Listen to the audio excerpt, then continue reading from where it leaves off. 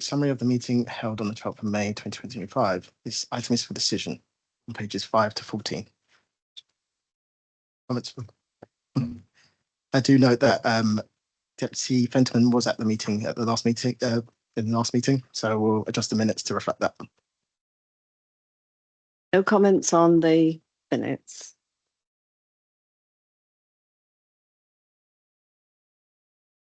Oh, apologies. So, is that better? Yep. No, sorry. No problem. After consultation with the chair and officers, just to advise members that item 4 shall be received following item 14. So moving on to agenda item 5, Barbican Estate Residents Consultation Committee minutes. Thank you, Joe.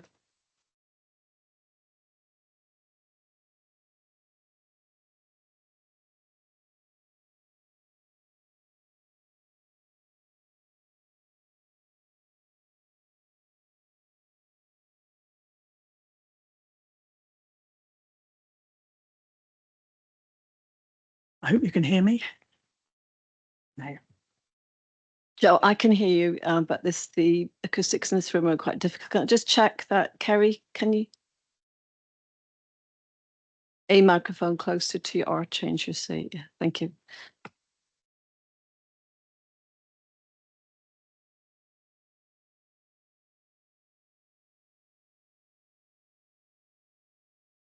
Is that better? Oh, yes.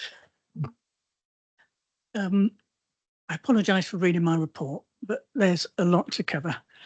As you know from your own pack, the RCC meeting on the 1st of September included a number of important papers, which, if they're approved, they should lead to real progress with the management and maintenance of the estate, and also give comfort to that the BEO and the City of London are trying to treat leaseholders fairly and to be seen to be doing so, which is nearly as important.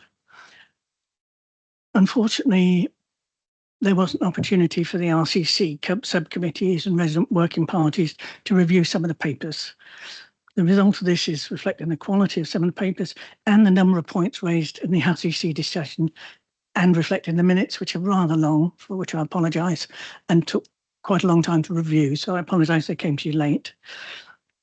Whilst I have no doubt that Dan Sanders and his team will be moving in the direction discussed and agreed previously, it's a little unfortunate the formal record won't necessarily reflect this direction.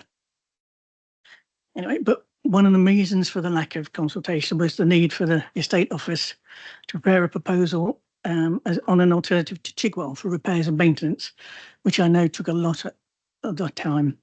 It's the first important item on our agenda, and there was much discussion on this. Members were concerned as to why the long procurement process had effectively failed. They welcomed the advice that an independent review of the process would be undertaken, but were concerned that the scope of the proposed desktop review would not be sufficient to fully investigate the underlying issues. The Director, Dan, confirmed to the RCC that the review terms of reference would be brought to the Major Works Programme Board before being finalised. RCC members recognised that the insourcing would be a significant change to service delivery, and were given assurance by the Director about the experience of the offices in this regard. Until an explanation was provided at the meeting, I think it wasn't fully understood that the purpose of the paper was to obtain an in-principle decision from the BRC, and then following which, if you approve it, there'd be much more detailed implementation planning and wider consultation work.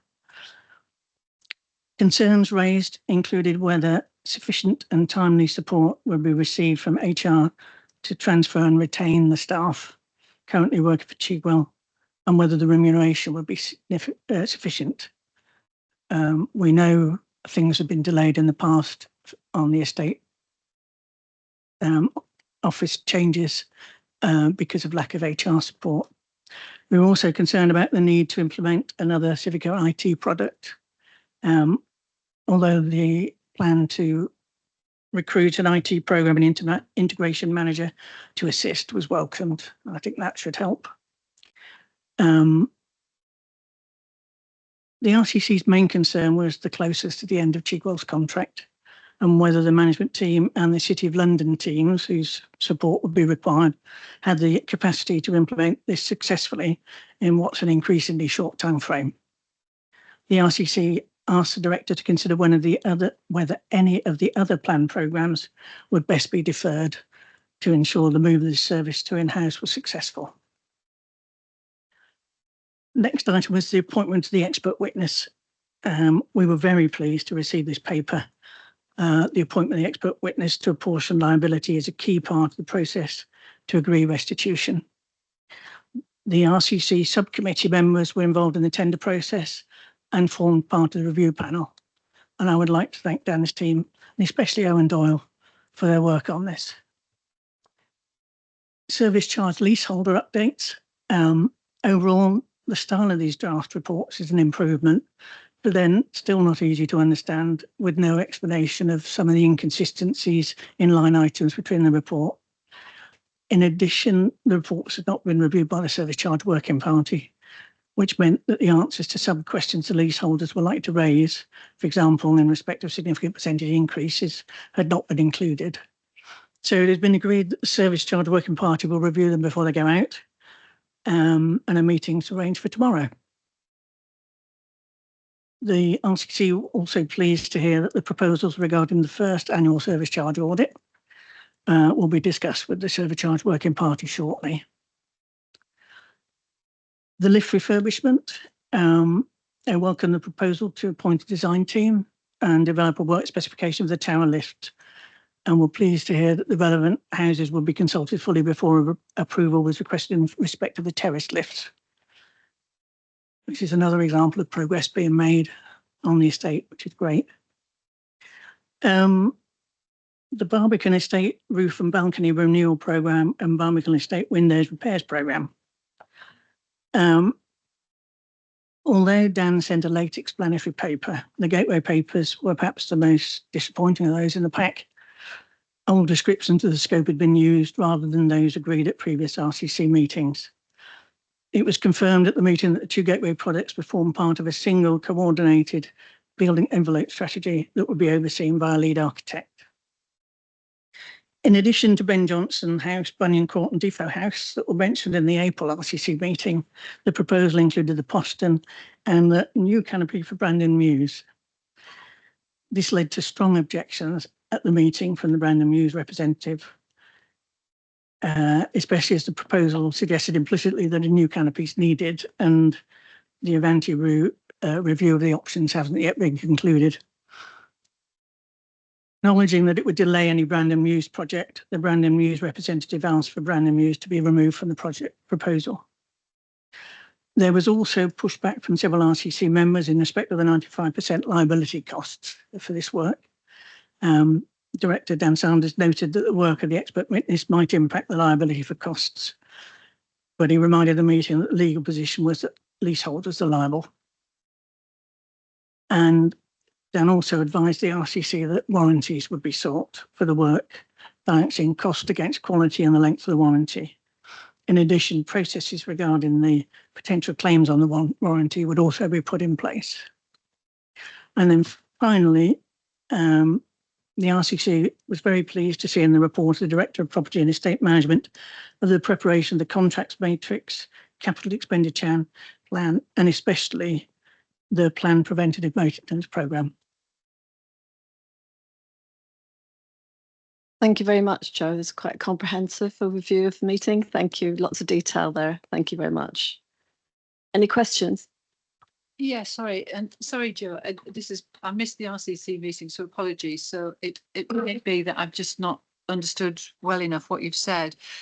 When you talked about the repairs and maintenance, I think you said that the formal record might not reflect some of the support that was given. I wasn't quite sure. No, it was more, to be honest, the one we're more concerned about is the Barbican Estate Roof and Balcony Renewal Programme and the windows, because at the previous meeting we've been told this would be one project.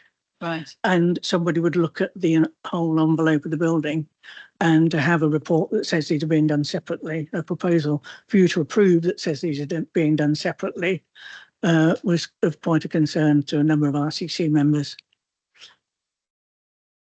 Fine. And the point that you just made about the Brandon Muse canopy, was that connected to that?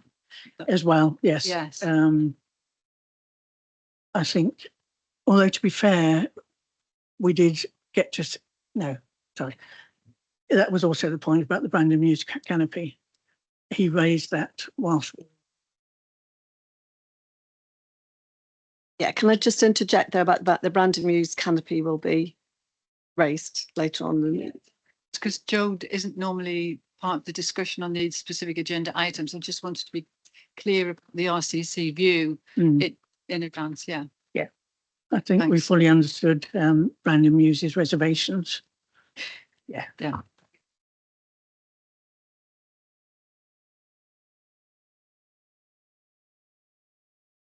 Moving on to item 6, repairs and maintenance. This item is for decision on pages 19 to 40. Thank you very much, Reese, and thank you, Joe, for that summary of the RCC meeting. So members, in front of you is our business case to bring the repairs and maintenance function in-house at the Barbican estate. I'd like to remind members that during the procurement for repairs and maintenance, we actually split lot 2 and lot 3. So lot 2 is the reactive repairs contract, and lot 3 is the waterproofing contract, which deals with water penetration on the roofs, etc.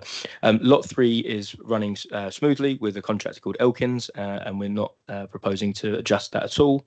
What we're proposing is that for lot 2, where we receive notice for Chigwell, and members will be aware of this following the notes that we sent out earlier this year, that we bring that reactive repairs service in-house.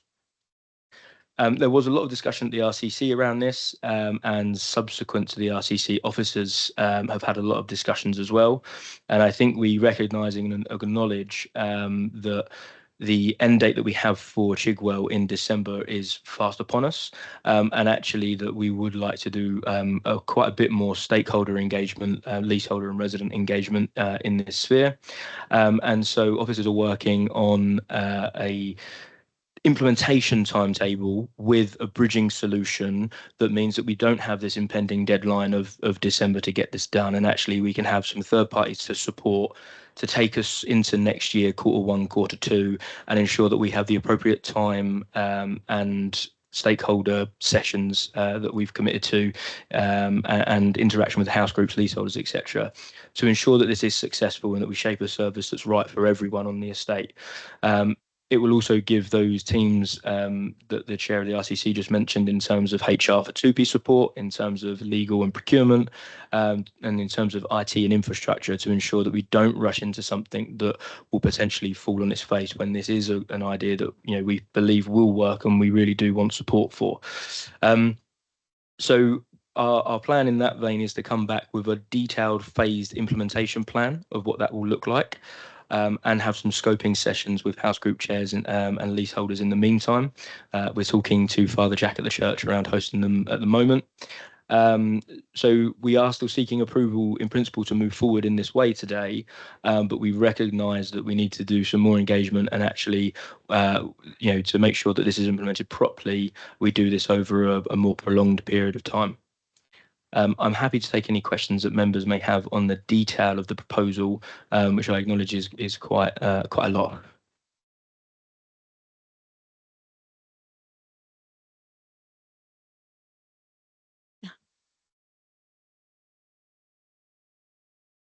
Thank you, Chair.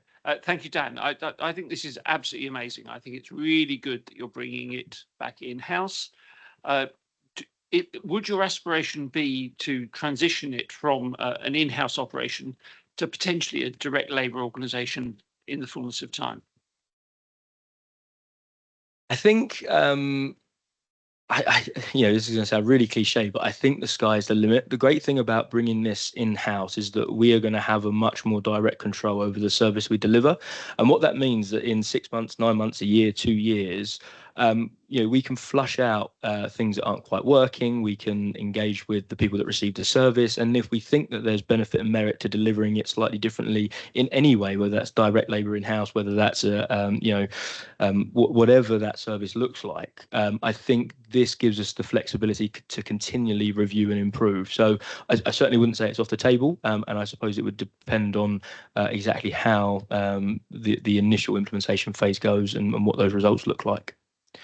I should just say as well, Chair, if you don't mind, one of the things that came up quite clearly through the RCC, which I think we need to do a lot of work as officers to get to the next meeting, is what does success look like and what does failure look like? Because if we don't have those set out quite early on in the process, it's going to be really difficult for members to hold us to account for if we're doing well or not, and for leaseholders and residents to understand whether the service is working for them as recipients or not. And so we are going to do a piece of work around that as well to ensure that members understand exactly what it is that we are trying to achieve.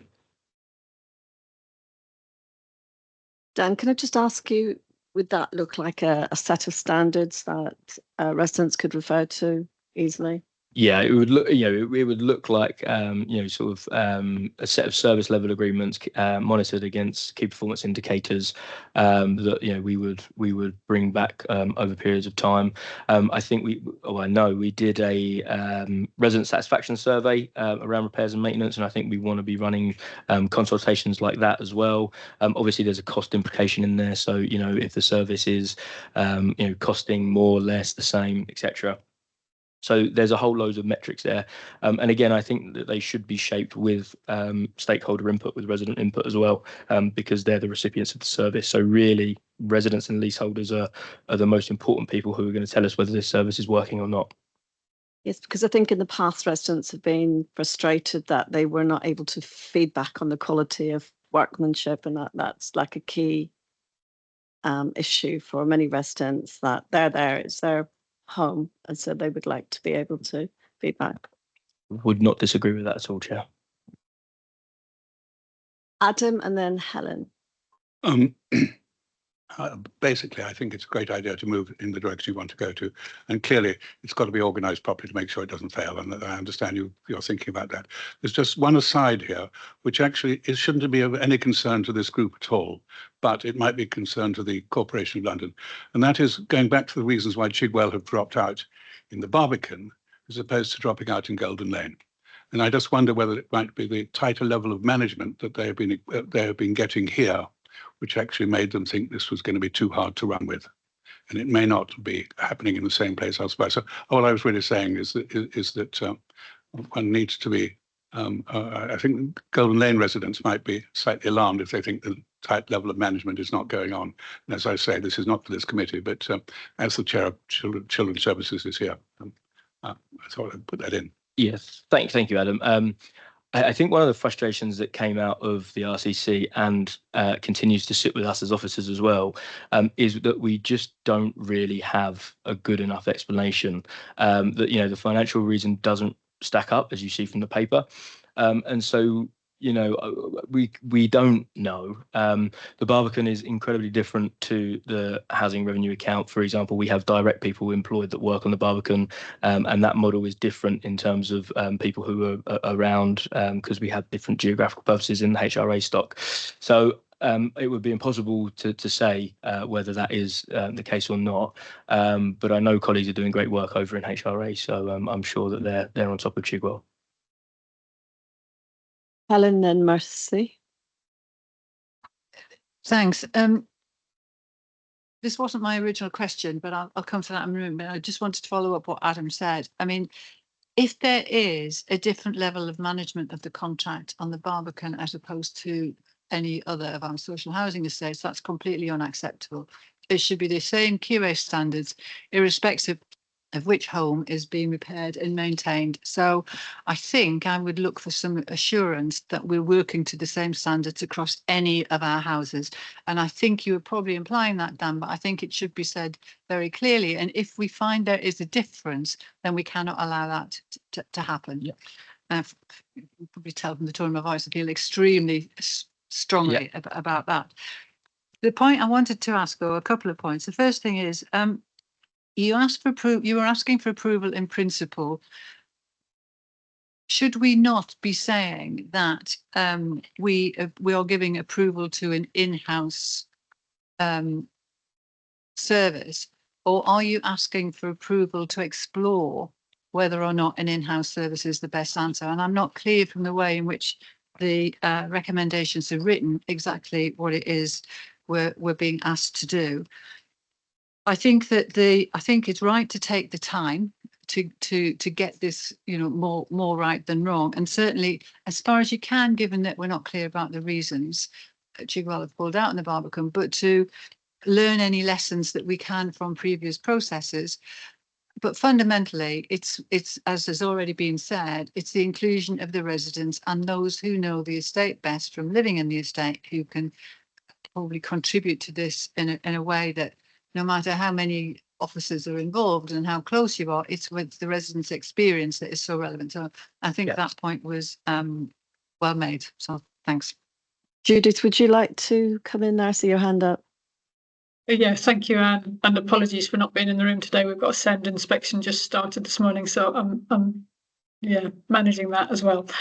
Just responding to Helen's comment about HRA, please be assured there's no difference in our management of Chigwell. This was not what our relationship with Chigwell was about, either on the Barbican side or the social housing side. This is an issue that Chigwell brought to the table rather than being our responsibility for the corporation. Thank you.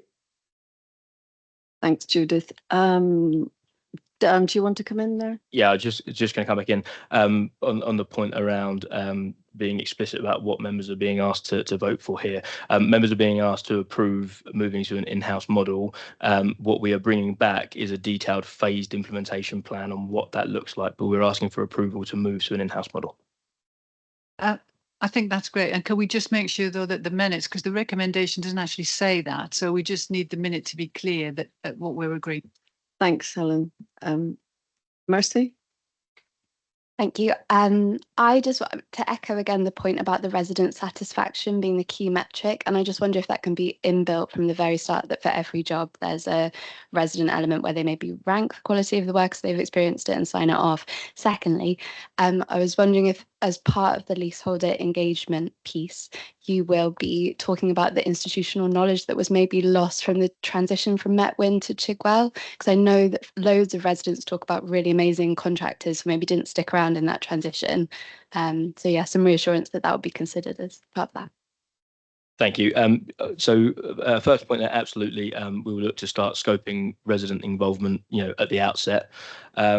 In terms of institutional knowledge, it's something that we're really aware of. We do have some people that have come over from some officers that have come over from Chigwell. It's our ambition that we will retain as many of those as possible through the 2P process, and over the coming months that will be flushed out with our teams. There are risks there around losing institutional knowledge. It's not always things that are within our control, but we absolutely understand that having people that understand these buildings that have been here for a very long time is really important. Taking that one step further, one of the things that we've been looking at through this is also how we can future-proof, because people aren't going to be here working forever, and actually, what can we make in terms of employee handbooks, in terms of I can't remember the terminology that was used to me now, but I was speaking with a HR colleague today, and it was around more senior colleagues who have been here for a longer time, having sessions with more junior colleagues to ensure that knowledge is transferred, not a month before they're scheduled to leave, but actually throughout business as usual activity, that they're having those sessions once every quarter, 6 months, so that we have that knowledge. Because one of the things we don't have it all the time here, given the age profile of the building, is if you had a brand new building, you'd have a shiny new operating and maintenance schedule. We don't necessarily have that, and a lot of what we have is built up by people who have been doing the job for 15, 20, 25, 30 years. So to try and ensure that we capture that, so that if people leave for whatever reason, it's there, is definitely in our plans. Thanks, Dan. Kerry. Thank you. Can I just ask, what's the situation going to be for the proposed temporary contract that you're going to try and put in place for the in-between Yeah, absolutely. So we're having conversations at the moment with the people that currently have carried out lot 3, which is Elkins, and we're hoping that they're going to be able to support us during that transition period. We have another round of meetings with Elkins tomorrow in the morning to get a lot of that detail firmed up. And we're hoping that that's going to be the bridge gap. We have had confirmation from colleagues in procurement that through the contract that we procured, we have an element of financial uplift that we can have that would be within the procurement rules. So we have quite a decent chunk of time and money that we can expend within the already existing contract framework. Is it going to involve a lot of subcontractors? This is one of the conversations we're having tomorrow, because obviously one of the risks for us is around not having that service in-house, but then we've got all the operatives here. So what we're looking at is how that can work with Elkins on a temporary basis to retain the people that we have here. Our plan is to try and keep the service as the same as it is with the people that we have. Okay, thank you very much. Any other remarks, concluding remarks before we move to approve? Yes, Mercy, one last thought. That working? Yeah. In terms of the risk assessment, because this is a kind of experimentation, I guess, that transition, just thinking about leaseholders who might be a bit nervous about that and any additional costs that are incurred either in the transition or in the implementation of the in-house work, how would you reassure them about that, I suppose, is the question.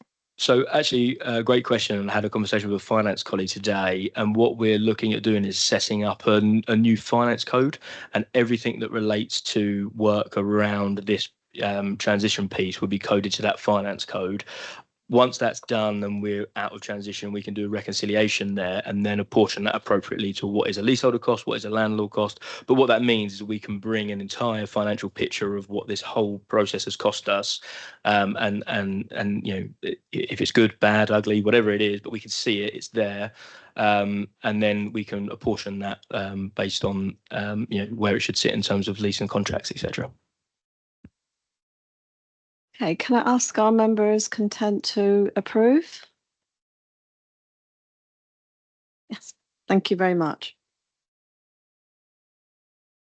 Moving on to agenda item 7, appointment of expert witness. This item is for decision on pages 41 to 48. Over to you, Dan. Thank you, Chair. Members will recall in September 2024, we sent a without prejudice note to our leaseholders, and this was around acknowledging concerns that were raised in terms of the City Corporation being accountable for works that have happened previously, and specifically it listed 5 things, which were failure to diagnose, delayed repairs, incorrectly charged repairs, non-compliance and or poor management, and a failure to manage warranties. I had ambitionally said that this would take me 6 months to come back with a proposal, and as members will be aware, it's taken the best part of a year. But that's good, because I think this is a piece of work that really reflects a joined up approach with leaseholders who have had significant input into this, and officers, and an acknowledgement from the corporation that we need to look back and ensure that if we have in any way not fulfilled some of our landlord duties correctly, that we put that right. And so before you is a proposal to appoint Hawkins to do an expert witness review on Ben Jonson House, which is one of our worst affected houses in terms of water ingress, and has a breadth of documentation that perhaps other houses don't have at the moment. And we're asking them to determine an apportionment of liability, so not a cost figure, an apportionment of liability in terms of replacing the roof, the windows, the drainage systems, etc. As Joe mentioned earlier, I'd like to thank officers, specifically Owen next to me, for leading this piece of work. We're hoping that members can approve it today, and it will lead to obviously us being able to draw a line in the sand and move forward and not have to constantly talk about historic work and practices. So I'm happy to take any questions that members may have. Any questions? I can see no questions, so members happy to approve. Great, thank you very much, and thank you, Owen, very much. That piece of work, thank you. Moving on to agenda item 8, Barbican residential estate lift refurbishment. This item is for decision on pages 49 to 60. Thank you very much. As members will be very aware, the lifts across the Barbican estate are in quite a bad way. They're very difficult for us to maintain. A lot of the parts are obsolete, and their general condition needs some love, care, and attention. We established a forum for the tower lifts because they were phase 1 of the works, given their risk profile in terms of vertical transport. And together with that group, we were talking about scoping this project, what it looks like. We created a risk register and we had a lot of meaningful conversation. Unfortunately, due to the Chigwell piece of work, we didn't get a date in the diary to discuss this particular G1, G2. However, we did not want to delay that because it would lead to further delays in the project. So we acknowledge that and we will be taking it back to discuss with those working parties. What I will say is that none of the costs in here are different from what the working parties has received previously. It was noted at the RCC that the figure was slightly different in terms of the cost for the lift refurbishment and the cost in the report, and that's because we've put the professional fees markup in there for all projects that we have, which sits at 20% as standard. So this is this is phase 1 of the project, so it's we're asking members to approve us going to market to appoint a consultant to do a detailed design specification and tender for the tower lifts. We will be shortly setting up a working party and coming back in November for the second phase of the works, which will be the remaining blocks. But this is just phase 1 you're voting on today to allow us to progress to that detailed specification work for the towers. I'm happy to take any questions that members may have. Any questions about phase 1 of the lift refurbishment? I can see no questions, so happy to approve. Thank you.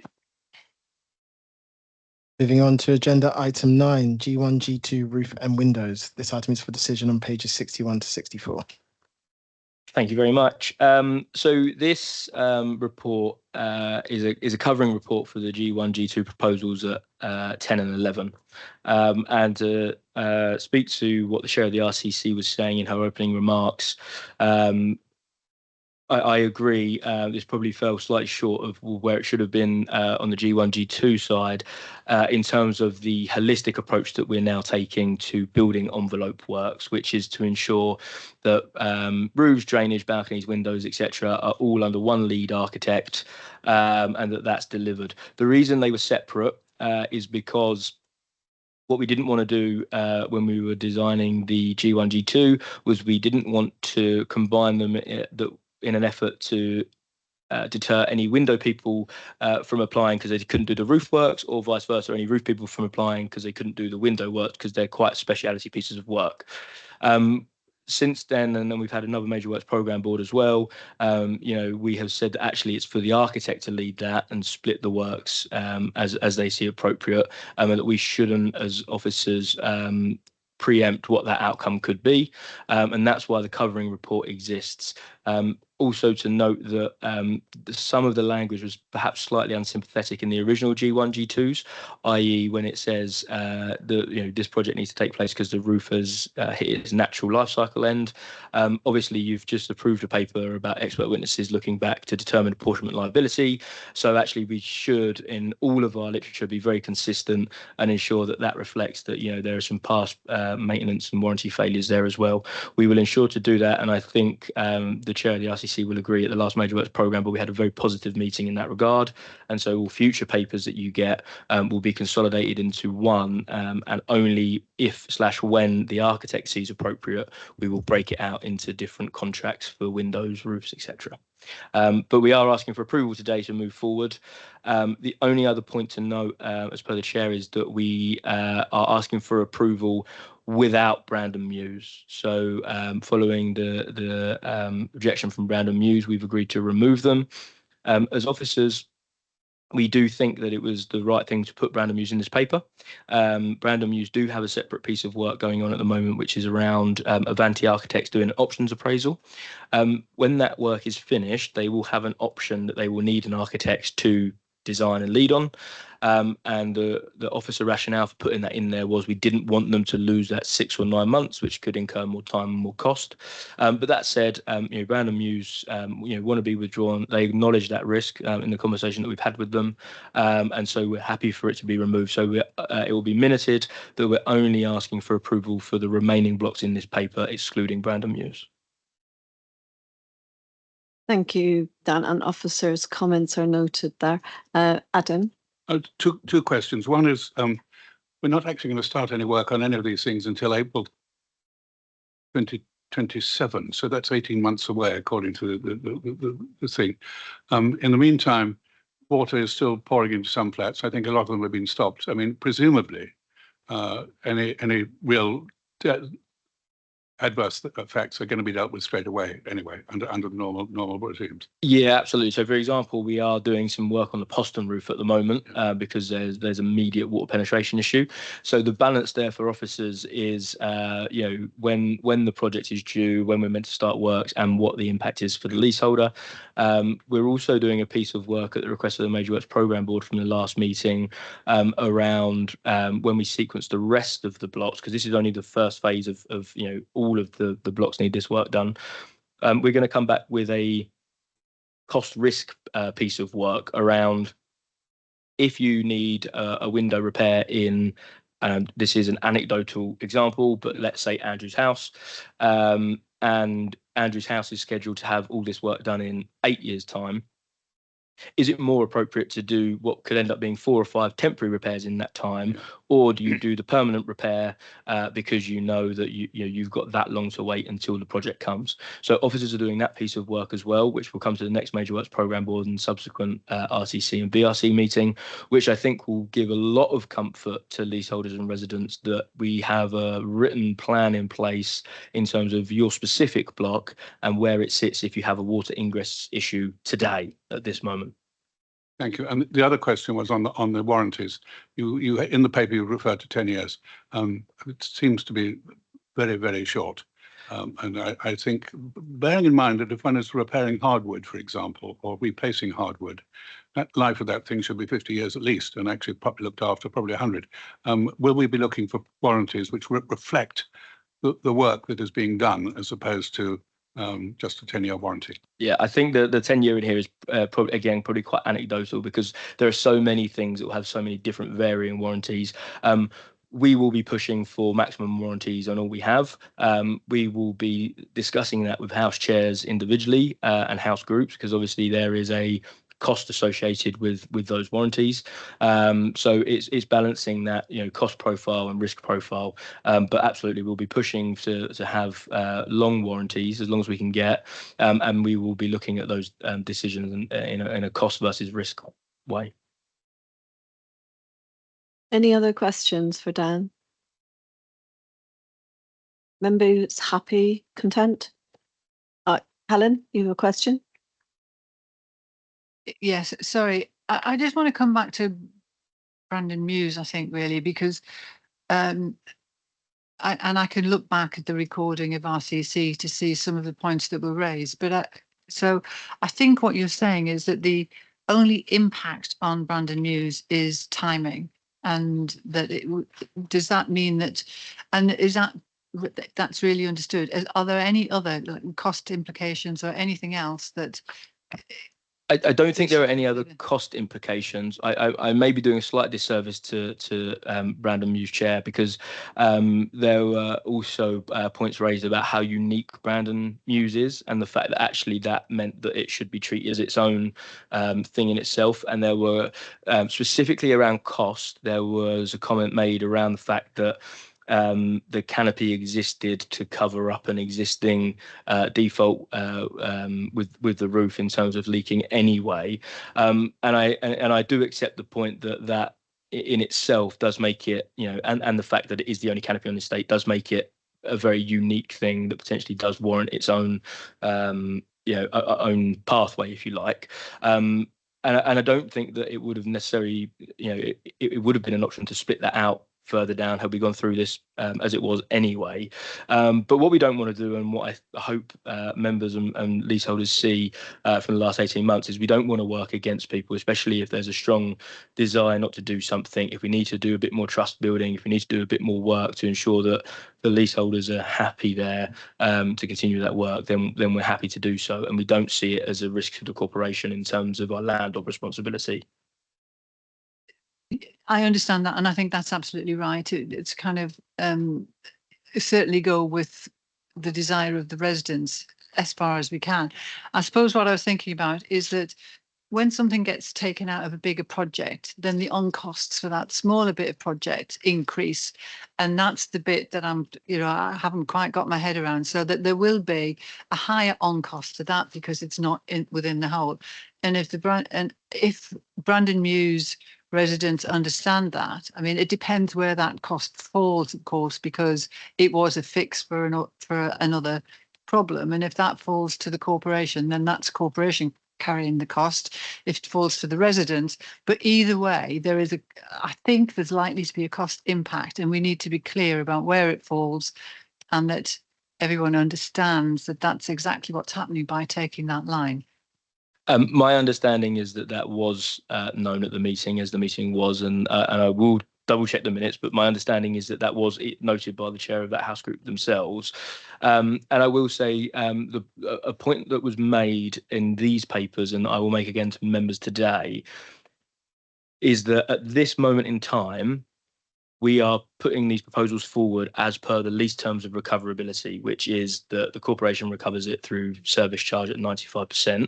That's absolutely the right thing to do because that's the legal position as it stands today. The report does specifically say that the expert witness report may impact that in future, but we're starting this work from the current legal basis, which is there's a landlord obligation to do the work and it's recoverable 95% through leaseholder service charge contributions. Now, that could change over time, and specifically for Brandon Mews, that may be different given the history and where we are. But I just, for members today, all the proposals that you're voting on are based on those contributions until such a time as we have any independent report that potentially advises us otherwise. Thanks, Dan. Any other questions or comments? Members happy to approve? Yes, thank you. Moving on to agenda item 10, Barbican Estate Roof and Balcony Renewal Programme. This item is for decision on pages 65 to 76. I think that's just a formality for 10 and 11 to have the decision taken. Yeah. Apologies.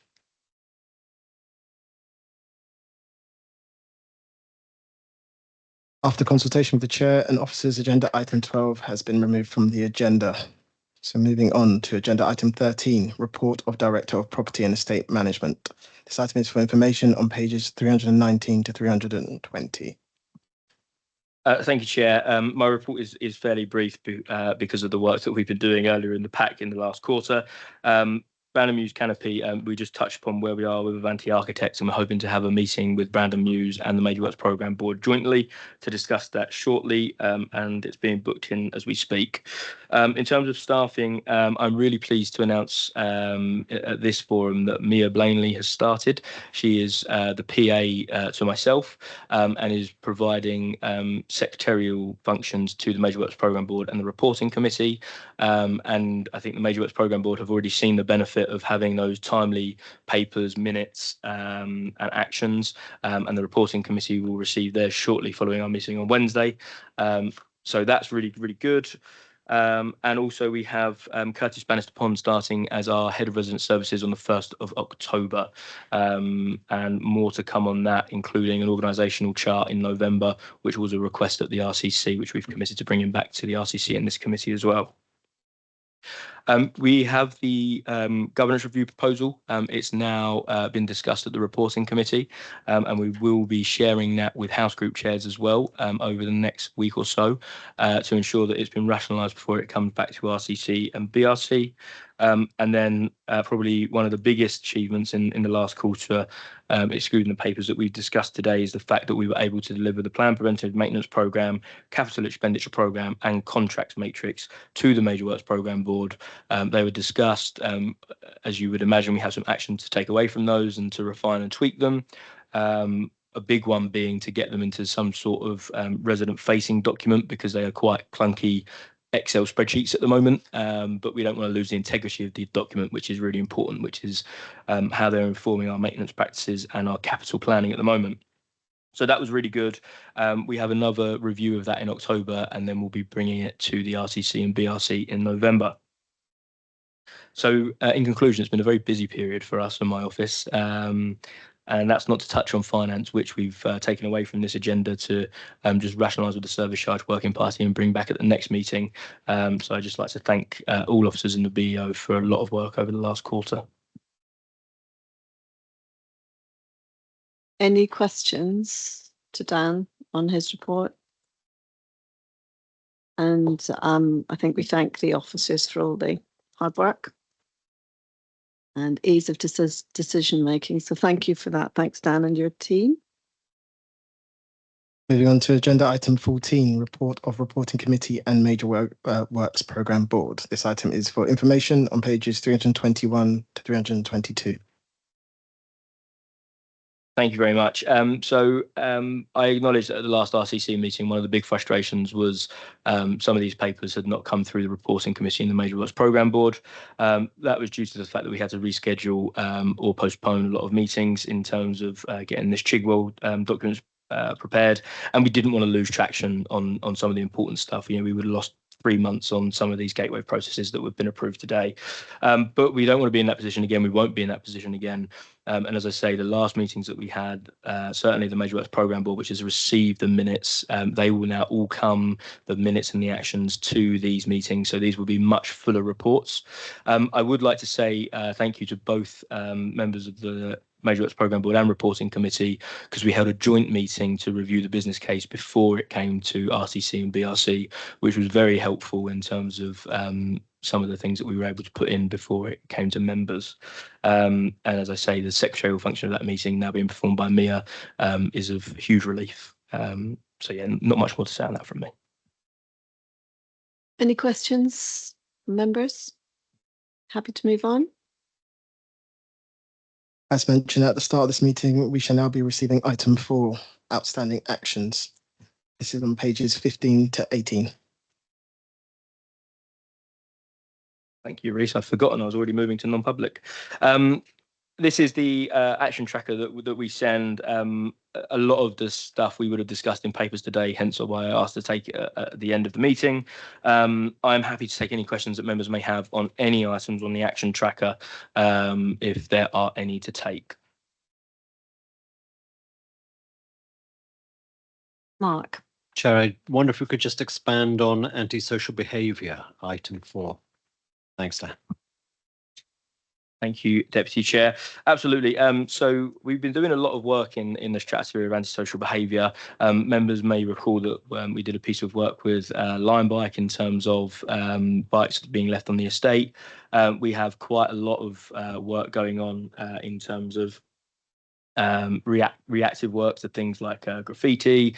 And what we're really trying to achieve and is in progress at the moment, and we're hoping to get to a meeting of the RCC and BRC very shortly, is an antisocial behaviour strategy, which is also linked in with estate security, which can give residents, leaseholders, assurances that we have, a proper way to deal with this proactively. So we're hoping that Chair will have a report coming back, if not in November, certainly in Q1 next year. And I think that largely depends on how we move forward with the Chigwell proposal. Mark. Great, thank you, Chair, and thank you, Dan. And can I just confirm that David Bradshaw and the information that he's been gathering will feed into that? Thank you. Yes, absolutely. I've met with David Bradshaw a few times. He's feeding into the proposal, and I think what we will do is we will also extend that to wider consultation. Again, in the same vein that we're having these consultations with repairs and maintenance, it's right that we have that in terms of antisocial behaviour, security, what leaseholders do and don't want to see on the estate. I know there are some subjects in there that can divide opinions, such as CCTV, etc.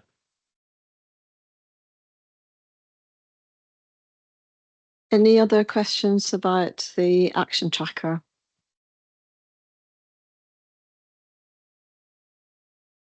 Only really a minor one on Lambert Jones roof, because the current date says the 1st of June.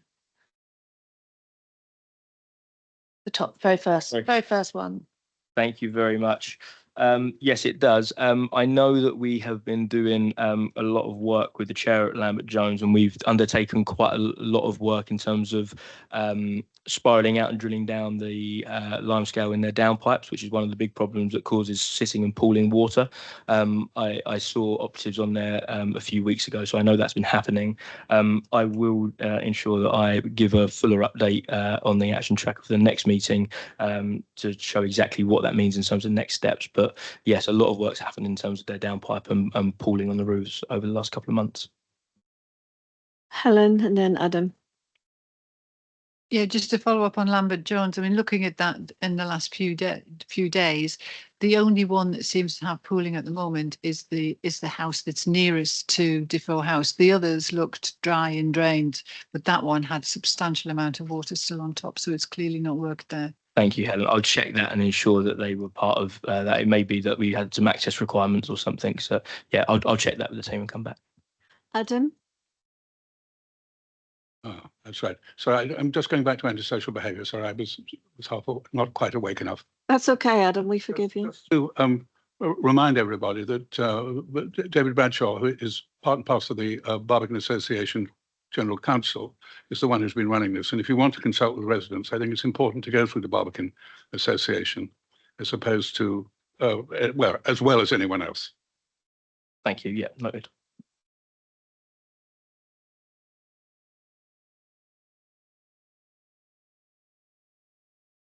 To agenda item, apologies. Thank you. 15 questions on matters relating to the work of the committee. I haven't received any questions in advance of this meeting. Do members have any questions? Any questions?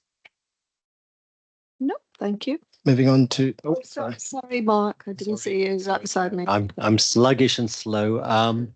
Just on Blake Tower, could we have a quick update, please? Yeah, thanks, Mark. So officers are doing a lot of work in the Blake Tower stratosphere. It doesn't squarely sit with the Barbican Estate Office at the moment, as members will be aware, in terms of the work going on around health and safety. So what I'll do, if it's okay with you, Deputy Chair, is I can bring back a briefing paper in November just to give members of this committee an update on where we are on all matters to do with Blake Tower, if that's acceptable. Great, thank you. If to the chair and committee, yes. Helen. Yeah, I mean, I think this is an important and interesting one, Mark, because currently Blake Tower doesn't fit within the remit of any committee. Because it's not an estate that the city is responsible for in any means. There are separate meetings with Chair of Policy and Resources about Blake Tower. So I would just, as I share Mark's concern, and Mark and I are in the email correspondence almost daily sometimes, I think we have to be careful not to assume responsibility in a committee by default. So I just urge caution about how we handle it. I think that's a fair point, Helen, because as much as we feel for the residents of Blake Tower, there are legal parameters here, and we can't be having it as part of BRC. No, I absolutely agree, and I think if we can reflect that in whatever briefing paper we bring back. Yes, I think the reflection is that we will assume responsibility once we are able to, and of course all the travails of Blake Tower mean we aren't yet in a position to do so. It's kind of, why is this not yet within our purview, is really where we have locus. Adam? talking about Blake Town now for about 6 years, as far as I remember, in this meeting and in the RCC.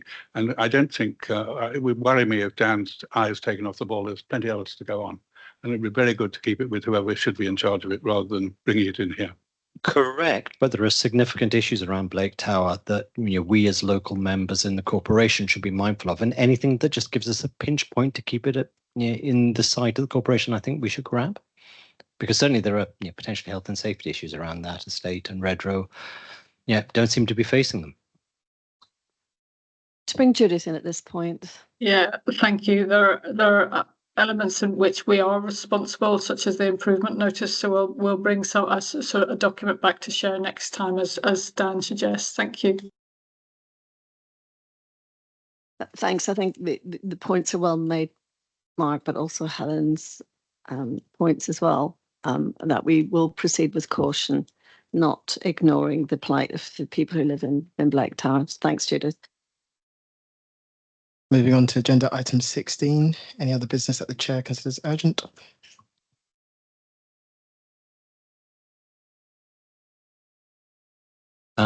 Chair, I think you mentioned in call over something about the sequencing with RCC. Yes, I was sluggish there now, Mark. I'm just about to say, so I'd like to suggest that the RCC meets from next year 3 weeks ahead of the BRC instead of 2 weeks. That's been the norm. And that is taking the pressure off the officers to tweak reports following the RCC meetings. We just need a bit of time to do the catch up. Otherwise, we're doing amendments at this meeting.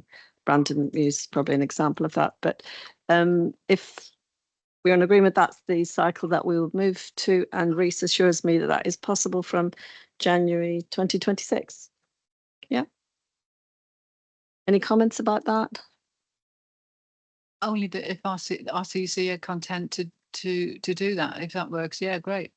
Yeah, I think RCC are. Yeah, the chair is, yeah. Moving on to agenda item 17, exclusion of the public. This item is for decision. I think it's back on. If members of the public could please leave the meeting room. Thank you very much.